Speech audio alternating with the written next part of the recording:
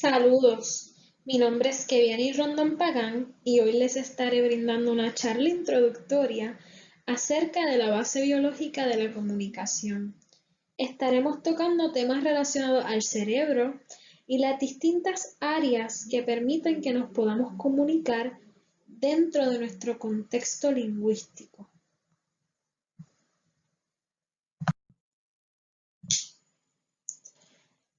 Para comenzar, les brindaré estos puntos clave sobre el tema que estaremos discutiendo. Primero, es importante reconocer el habla-lenguaje como un medio de comunicación único del ser humano. No hay ningún otro ser viviente que utilice este medio para comunicarse. Segundo, nacemos con una capacidad innata para desarrollar el lenguaje y el mismo se desarrolla de manera secuencial desde nuestro nacimiento. Esto sería lo que conocemos como los hitos del desarrollo o developmental milestones. Tercero, y cito, el desarrollo del habla-lenguaje es uno complejo y variado. De él participan de forma estructurada habilidades motoras, aspectos cognitivos, como por ejemplo las experiencias, y la abstracción. Cuarto y último punto, la base biológica de la comunicación es el cerebro. Ahora hablaremos sobre la manera en que nuestro cerebro está dividido. Principalmente, nuestro cerebro está dividido en dos hemisferios, unidos por una estructura anatómica llamada el cuerpo calloso, que permite la comunicación entre ambos. Estos hemisferios están denominados como hemisferio izquierdo y hemisferio derecho. Partiendo de varios estudios, se entiende que ambos hemisferios ejecutan distintas funciones y se entiende que el hemisferio izquierdo yace mayormente todo lo relacionado a la comunicación. En este slide les traigo un diagrama que resume bastante las funciones que llevan a cabo cada uno de los hemisferios. En el hemisferio izquierdo podemos ver destrezas de asociación auditiva, lenguaje, habla, análisis, lógica y abstracción. En el hemisferio derecho podemos observar sentimientos y emociones, destrezas no verbales, creatividad, concretización, intuición y la expresión artística. Ambos hemisferios funcionan opuestamente, pero requieren estar unidos para forjar los aspectos holísticos que distinguen al ser humano de otras especies. Continuamos. El cerebro también se divide en 4 lóbulos que están presentes en cada uno de los hemisferios. Estos lóbulos son frontal, parietal, occipital y temporal. Cada lóbulo tiene funciones distintas que propician las funciones necesarias para la actividad física, mental, sensorial y motora del ser humano. El lóbulo frontal es el que se encuentra de color azul. El mismo es responsable de funciones cognitivas, movimientos voluntarios y control o planificación de actividad motora. El lóbulo parietal es el que se encuentra en color púrpura. El mismo se encarga del procesamiento de información sensorial. El lóbulo occipital se encuentra de color anaranjado. El mismo es mayormente relacionado con el input visual. Por último, tenemos el lóbulo temporal en amarillo. El mismo está encargado del procesamiento de recuerdos e integración de los mismos con los estímulos sensoriales del ambiente. Como podemos ver, cada lóbulo tiene una función general distinta. En los próximos slides hablaremos más a profundidad de cada uno de ellos.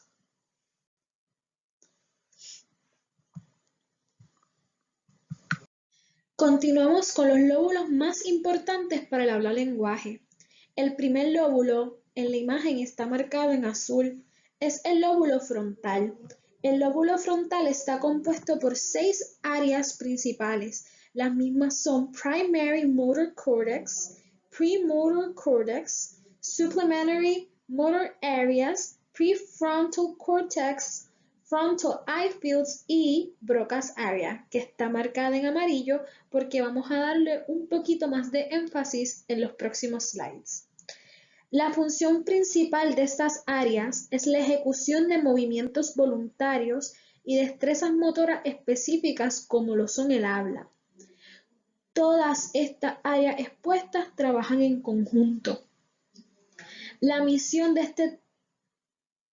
este trabajo en equipo es desarrollar y planificar movimientos, planificar acciones en secuencias, aspectos cognitivos de planificación motora, entre otros. Pudiéramos ver este lóbulo como un centro de comando motor.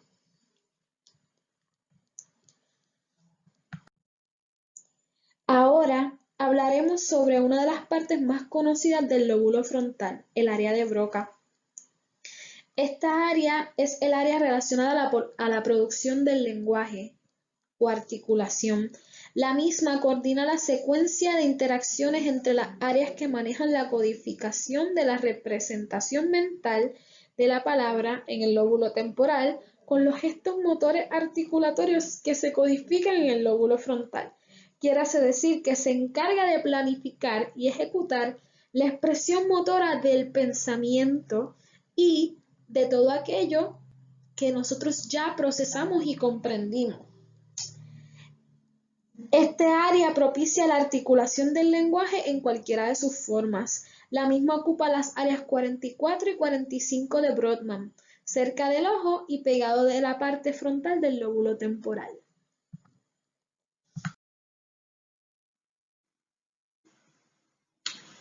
Continuamos con el lóbulo parietal. El mismo lo componen varias áreas importantes. Entre las más influyentes, el Primary Sensory Cortex, Superior Parietal Lobe, Inferior Parietal Lobe y Parietal Association Area. Sus funciones principales son interpretar información sensorial, hacer predicciones sensoriales y el Working Memory, del cual estaremos hablando más a profundidad en el próximo slide.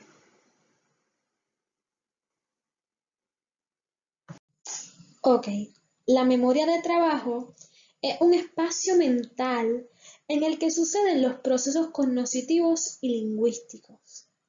Es sumamente importante para el aprendizaje, la comprensión y el razonamiento. Tiene funciones comunicológicas adheridas como lo son la lectura, memoria, atención, procesamiento de información semántica o vocabulario y la integración conceptual a nivel expresivo y receptivo. La memoria de trabajo se compone de 3 subsistemas: el bucle fonológico, la agenda visoespacial y el sistema atencional supervisor. Entre estos se encargan de retención activa, selección, codificación, control atencional alterno, entre otros. Continuamos con el lóbulo temporal. Este lóbulo es crucial para el habla-lenguaje. El mismo consta de varias áreas importantes como Perisylvian Zone, Superior Medial and Inferior Gyrus, corteza auditiva primaria y el área de Wernicke. Todas estas áreas se encargan de procesamiento auditivo, percepción del sonido, recepción y comprensión de habla-lenguaje y sistema de retroalimentación auditiva. En los próximos slides hablaremos de la corteza auditiva primaria y el área de Wernicke.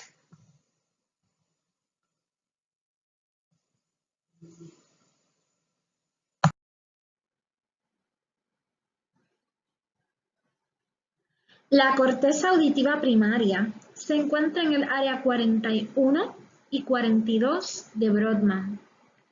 La misma es el centro primario de procesamiento de información auditiva. se encarga de la percepción consciente del sonido y es el centro primario de reconocimiento del habla-lenguaje.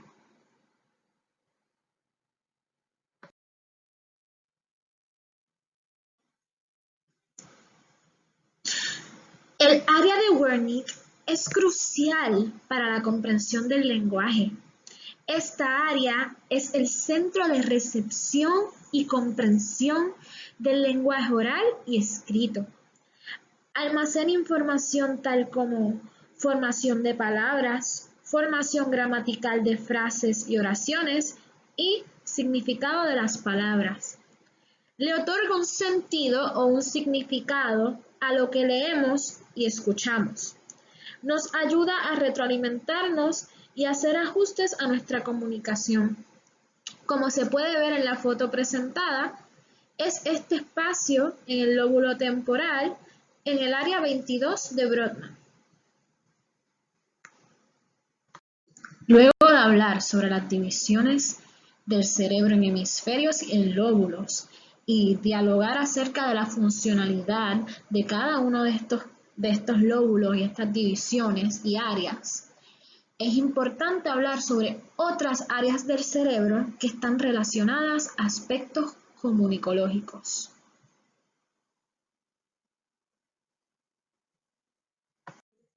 Comencemos por el sistema límbico.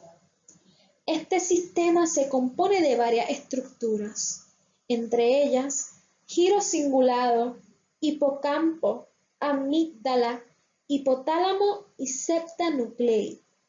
Este sistema está encargado del procesamiento de emociones, es el sistema central para los procesos de aprendizaje, tiene un papel crucial en la memoria y es un centro de control de conducta o reacciones, también conocido como instinct o instinto.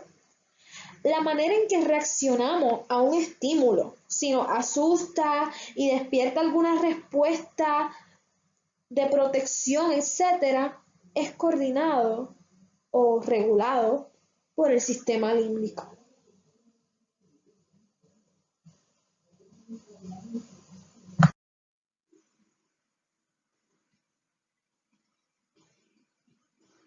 Ahora, hablaremos resumidamente de la corteza cerebral. La misma es una capa que rodea el cerebro de un ancho aproximado de 2 a 4 milímetros. La misma está compuesta de materia gris y materia blanca. La podemos encontrar en varias áreas, en el cerebro, tallo cerebral, cerebelo y cordón espinal. Se conoce como el centro primario de procesamiento de información y de integración de actividad cerebral.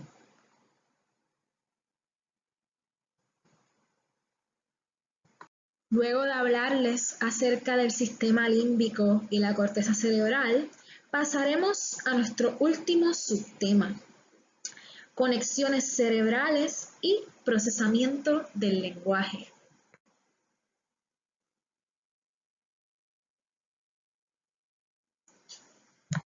Es muy importante exponer que aunque cada área del cerebro tiene una función particular, debe existir una comunicación entre estas áreas para un funcionamiento neurológico óptimo.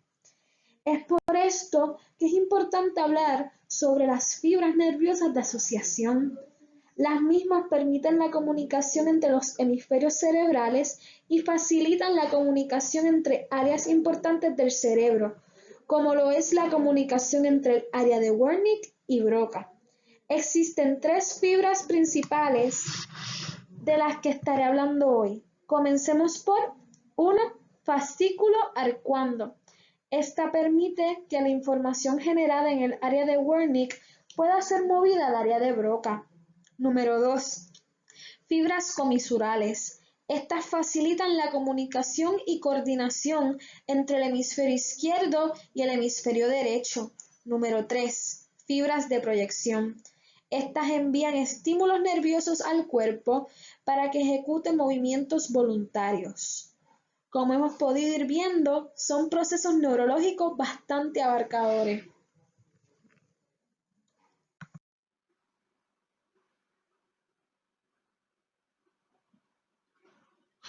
Ahora procederemos a hablar sobre los modelos de procesamiento del lenguaje. Es importante recalcar que el modelo Wernicke-Geschwind ha servido de base para los modelos contemporáneos. El modelo 1, Wernicke-Geschwind, evalúa la manera en que se da el proceso de comprensión del lenguaje. Primero, se percibe el sonido. El mismo viaja a través del oído, luego procede al sistema nervioso, pasa por el área 41 de Brodmann, también conocida como la corteza auditiva primaria, hasta por fin llegar al área de Wernicke, donde la información es decodificada y procesada para su comprensión.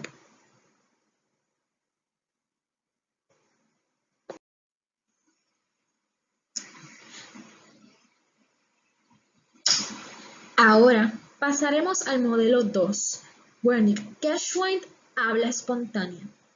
Este modelo nos explica cómo surge el habla espontánea de manera secuencial. Primero, la persona incurre en un pensamiento. Luego, esa idea pasa por el área de Wernicke. Del área de Wernicke pasa al área de Broca. Luego, la corteza motora, finalizando por los nervios craneales. Y es de esta manera que se termina en la producción de habla. Se pueden observar las imágenes bajo los pasos que identifican las áreas antes expuestas para una mayor comprensión.